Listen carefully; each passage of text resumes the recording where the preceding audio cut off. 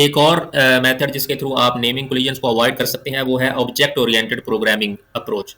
तो बजाय इसके कि आप प्रोसीजरल कोड लिखें जैसा कि हम अभी कर रहे हैं, हम तो जस्ट इसको लर्निंग के लिए कर रहे हैं, तो अभी हमने इसको प्रोसीजरल वे में ही लिखा है सारा कोड। तो इसमें हमने कोई क्लासेस वगैरह डिफाइन नहीं की, हम जस्ट इसके अंदर फंक्शंस और वेरिएबल्स ऐड कर रहे हैं।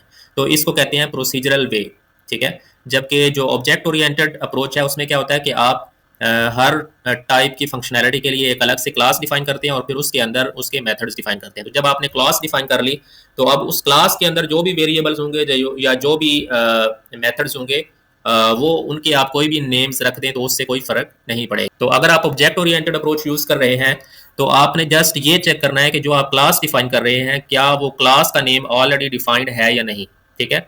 अब क्लास के अंदर जो वेरिएबल्स हैं या जो मेथड्स हैं उनकी आपको फिक्र करने की जरूरत नहीं है। तो वो जो है वो PHP ऑलरेडी टैकल कर लेता है कि वो यूनिक ही रहेंगे।